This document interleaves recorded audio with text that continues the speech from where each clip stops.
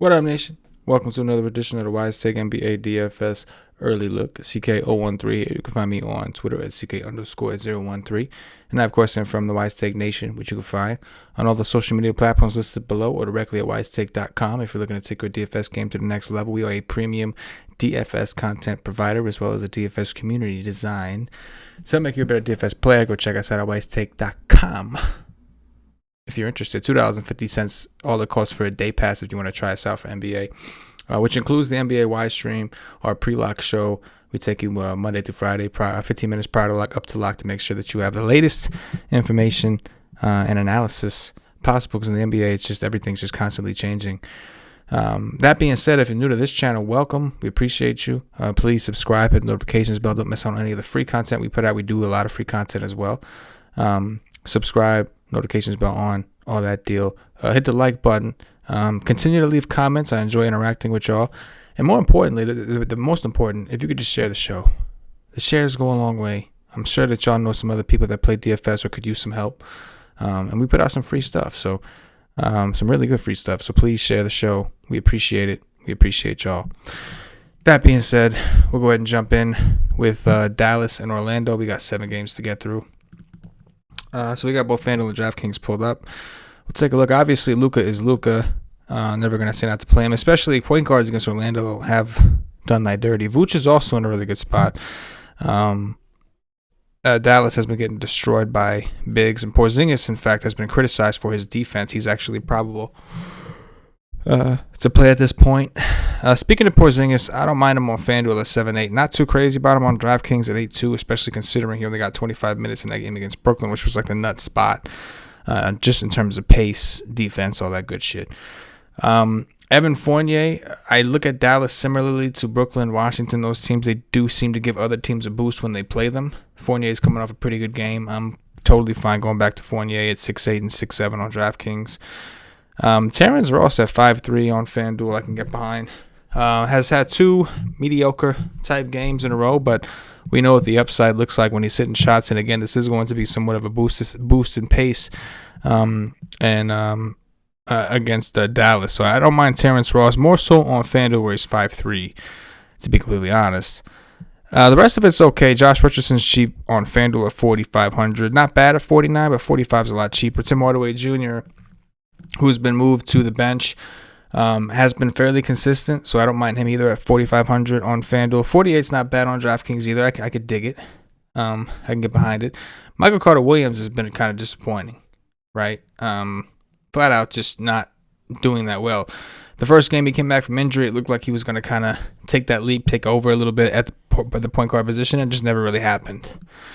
Aminu is playing around 20, 22 minutes a game, and he's extremely cheap. He's always somebody you can consider if you're desperate for value. But I am curious to see what else is out there before we make those decisions. You know what I'm saying? And I think we'll stop it there. We're moving on to Indiana and Philly. So we'll check the status of Tobias Harris, who missed the last game. Joel Embiid, we'll check his tag. Joel Embiid's questionable with ankle soreness. So this is pretty simple with Philly, right? Now, here's the thing. The Pacers sneakily have been, like, teams have been going off against them. Their defense is suffering dramatically this year. They've had to play at a faster pace because their defense has been so bad. The issue with Philly is it's pretty much just Tobias and Embiid for me unless we get somebody out. So if Tobias were to miss again, then Embiid and Simmons get the boost, right? If Embiid is out, I'm definitely into Simmons because point guards specifically have been saucing up Brogdon pretty bad, right? I mean, we just saw Derrick Rose go for almost 40. Granted, he did play a lot of minutes, but I'm curious to see what happens. On the flip side, Malcolm Brogdon himself is questionable. So if he were to miss, we'd feel comfortable kind of loading up on a TJ McConnell, even at an increased price tag of 6-1, which you could still, he's still within reach. I mean, he's getting the minutes. That's all that really matters. Played 46 minutes against the Knicks. That kind of tells you where they're at. But I think it's kind of interesting. The Philly side is interesting. We got to see who's in and who's out. Even Tobias is 7-1. On FanDuel is fairly cheap for the shot attempts and everything and whatnot. So this is kind of an interesting situation, interesting game that something I'll keep an eye on. Lamb has not played a ton. McConnell's really taken that role taking his minutes, and he's questionable. If he's out, we can expect TJ McConnell to get even more run. But for the Philly side, we really need to know the injury news. I'm totally fine with taking an Embiid, but I think that it could be an interesting Ben Simmons day. I never like paying those prices for him, but just saying, Philly's teams have been going off against Philly, that's all. Denver and Chicago, smash spot for Jokic, even at his price. Smash spot for Murray, who's played really well against OKC. That kind of blew him out. He was on pace to do similar to what he's been doing. You can see he only played 30 minutes because of the blowout. When prior games, like 41 against Washington, 38 against Portland. So even at 8.5. Now, 8.9 is a stretch, right, on DraftKings. And the main reason I say that is because other players, and I guess you could argue the same for Murray here, there's other players that are expensive that you may want over him. Because maybe he's going for 50, but you got guys that can go for 67. And not to say he can't. But I understand the mindset. Either way, I'm interested. But Jokic, that's obviously the safer bet, the easier bet. I don't mind Levine. Denver's normally a good defensive team, but with the injuries that they have, their defense has just not been good. Wendell Carter's played well for the most part recently. I know he wasn't so great against Phoenix. But prior to that, he had a couple good games. Denver, without Paul Millsap, is just not good at defending the rim. Jokic is not a good defender. Millsap really helps out defending down low when he plays. Kobe White's fine. Yeah, he's been picking it up a little bit, playing a little bit better, showing a little bit of consistency. But his price is kind of coming up as well, which I'm not a fan of. Patrick Williams should play a lot of minutes. He's okay. Will Barton at 4,900, I think, is still too cheap on FanDuel. He's 5'4" on DraftKings. Give you some perspective. Coming off a good game against OKC in only 27 minutes. I could definitely get behind him. What else do we got here? Michael Porter Jr., that's what I was looking for. He's 6,500 on FanDuel. And that's probably driven up purely from ownership because he hasn't really done a whole ton to earn this price tag. Even in games where he's played well, either his minutes got cut short because of blowout or whatever the case is, he didn't quite get to the ceiling levels. So, yeah, at this price, it's a little worrisome. $7K on DraftKings to kind of put that in perspective. But, yeah, interesting game nonetheless. So far, 3 of these games are decent.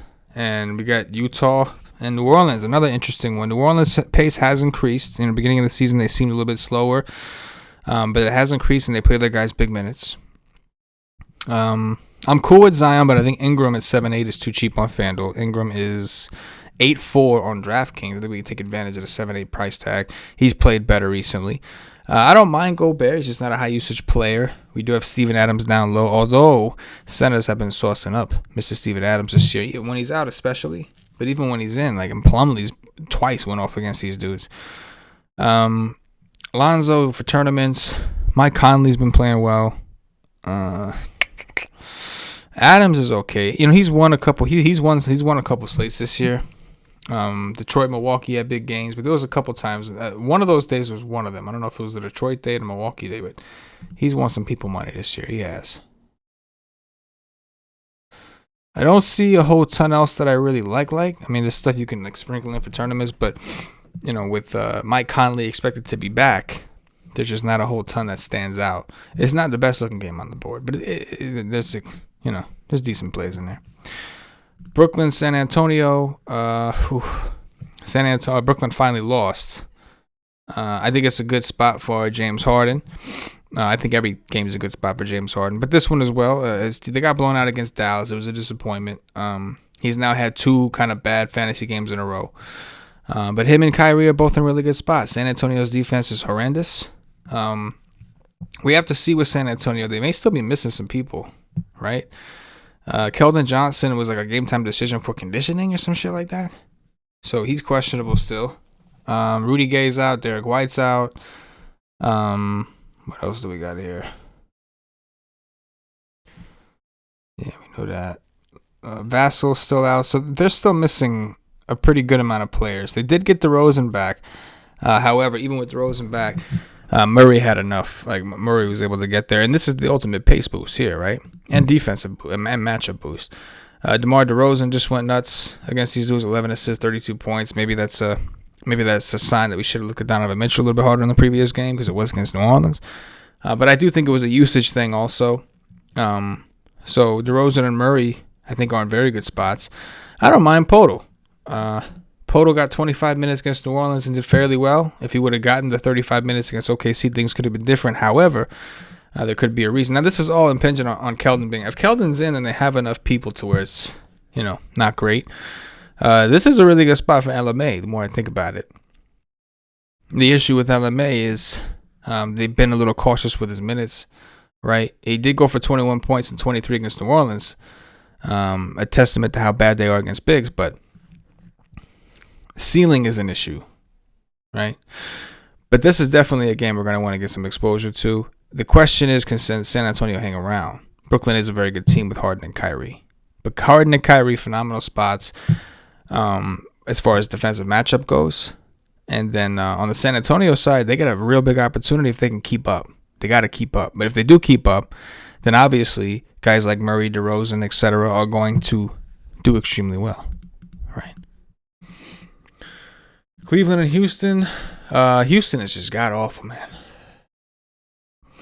They really are. I would imagine Jared Allen's going to be really popular because the last time that these guys played, Jared Allen went for 61 FanDuel points, right? He's 8,500 on DraftKings, so that they smartened up a little bit. He went for 61 on DraftKings as well. You're going to have to play the ownership game with that one because Houston is still terrible against centers. Joval had like 4 fouls. Like, he should have smashed. He had like 4 fouls, left the game early. But I'm curious to see what people do with him. 7-9 on FanDuel still seems kind of low for what he's done. And on DraftKings at 8,500, I mean, seems overpriced. But if he's going for 60s, then maybe not. I think Sexton's got a decent price. This is a decent spot for Oladipo. He had a really good game against Toronto, at least for this price.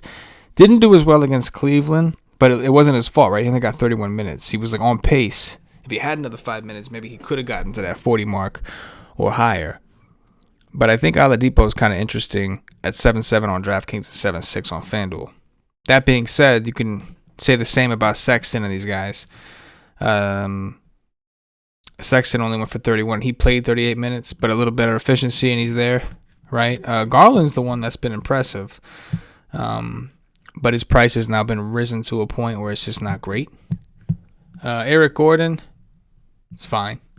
With Depot back, he's just fine, right? I mean, pretty much every day he's kind of just fine, right? We'll see if Osman plays. Jason Tate's okay. I mean, these guys are just okay, right? And with Depot back, the usage goes down for a lot of these guys. It's just not pretty. I don't know what's going on with Taurean Prince. I think he came back. He finally played, then he got hurt and had to leave again. JaVale McGee, 3,700, only had 10 minutes against Houston and went for 20. It shows you like how bad they are against bigs. Now we'll see. They started the young kid at center today, so we'll have to see what they do. I don't think it makes that much of a difference, but it's better than starting PJ Tucker, you would think, in terms of just specifically preventing centers from having massive games against them. Justin Patton, that's the kid. But we'll see, man. They haven't really played him in 10 minutes. And the question, as always, with Houston is, can the game fucking stay close? They're just involved in blowouts constantly. Last game, we've got Charlotte and Portland. Back to back for Charlotte, obviously. Ooh.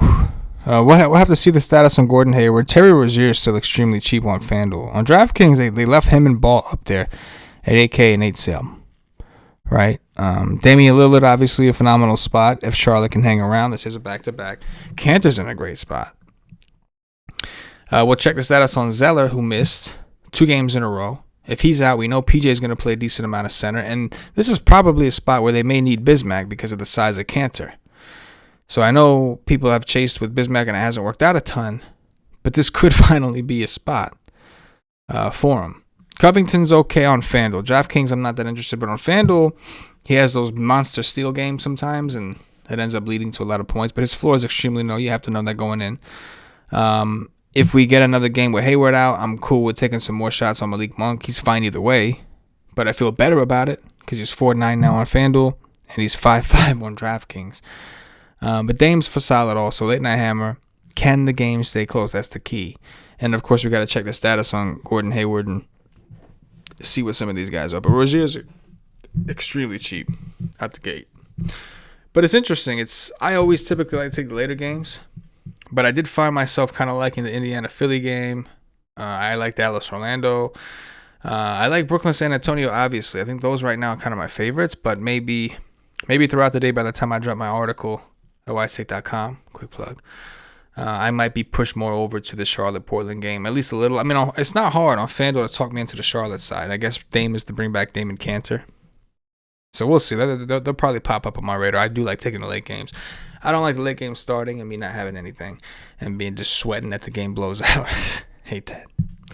But anyway, Nation, that's going to do it. Appreciate you hanging out with me. Please hit the like button. Again, share the show. The shares can really help us out, allow us to grow. And the more we grow, the more we're able to put back into our product, our free content, everything like that. So help us out. Share the show. Hit the like button. Leave some comments. Talk to me. For myself, the entire WiseTake Nation, as always, good luck.